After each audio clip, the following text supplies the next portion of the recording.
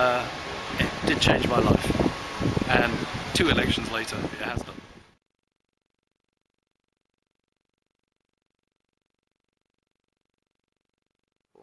My name is Adrian Hicks.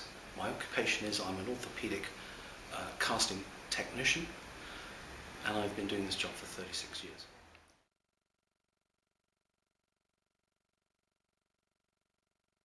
Conservatively, I've treated a minimum of 300,000.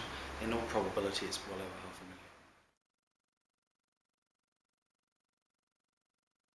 500,000. I was a member of the Royal Observer Corps for quite a few years, which is attached to the RAF.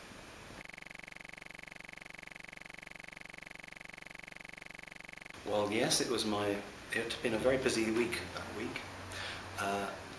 I'd gone to St. Cross for a drink at lunchtime. The town was heaving. I came back into town at about 1:15. I walked into town to the Works bookshop, browsed around, came out, and it was then that I looked down the high street and I observed a very odd looking woman, or female. It was the gait that struck my attention, because she clearly wasn't walking like you or I. It was more penguin fashion, and the arms were doing this motion as opposed to us walking like so.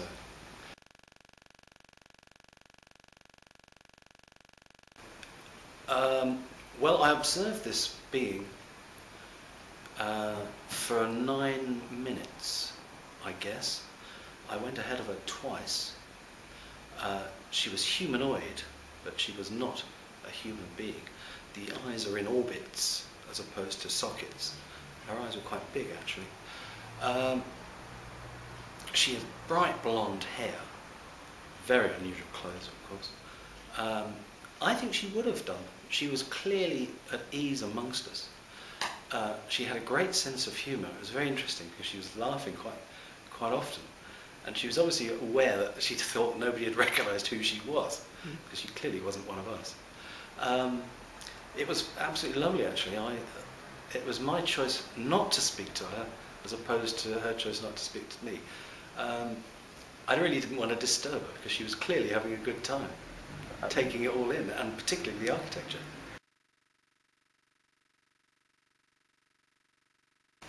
That's very clear. My first thoughts were probably the same as the mayor of Hiroshima, because I clearly said, "What the f*** was that?" as she walked past. And then she stopped, literally, as I said those words. She stopped literally 6 feet away from me. And she took in the Buttercross and the clock above one of the banks in the high street. And I mean, she stayed there for a good couple of minutes, just taking it all in. And she was literally, as I say, maybe 7 feet away. She was lovely. About 9 minutes. Yes, about 9 minutes. Because I went ahead of her twice.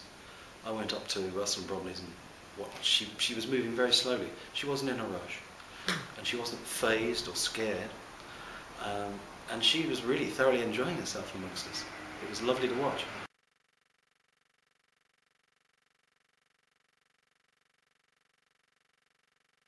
No, it isn't. It's quite interesting, because there have been 2 other sort of UFO contactee events in Winchester. One was in 1976 and 77, the other in 1977. These happened to Joyce Bowles and Ted Pratt. Now, if you Google these names, you'll get the sequence of events up.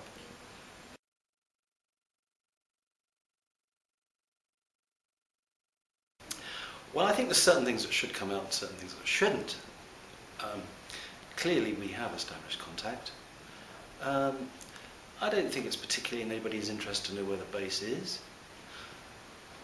But I do think it's in everybody's interest to know that we have established contact.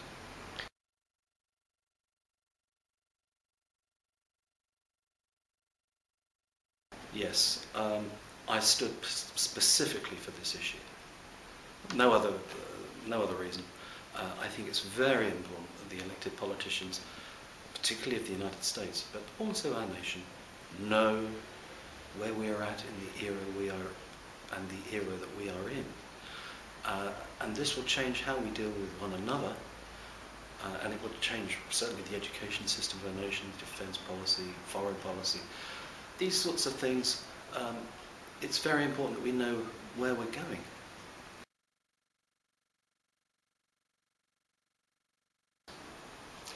I have absolutely no wish to go any further politically at all. Being a councillor is bad enough.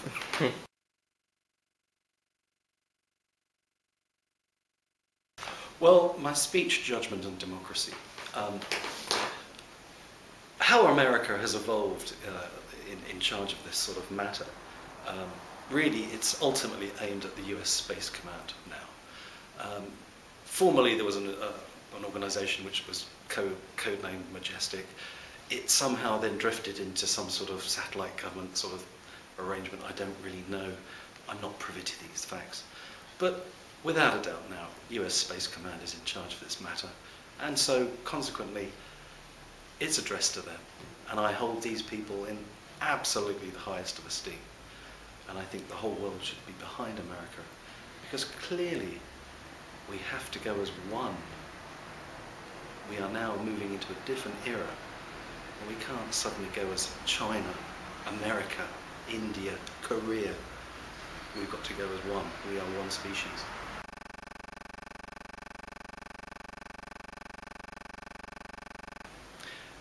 Would I like to meet the base commander?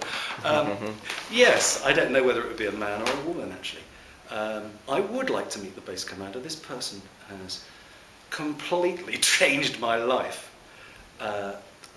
There's an element of fear in my life because this is very dangerous what I've done and I'm doing. To fight 2 elections, I took on the mayor of Winchester to get elected, and I lost that election by just 27 votes. I then had to fight another election to get elected to be able to speak. Only people who are elected know the amount of effort that's gone in to get this far. On top of that, as I said, I live in fear of my life.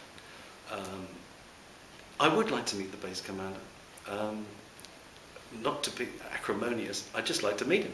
It would be really interesting. There's 1,000,001 questions I'd love to ask him. He probably wouldn't want to give me the answers. But it would be a fascinating experience.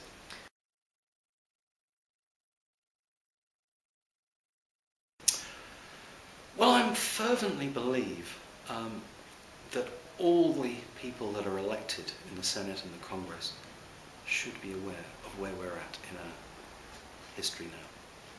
And because the decisions that they make might be very different if they knew what I know.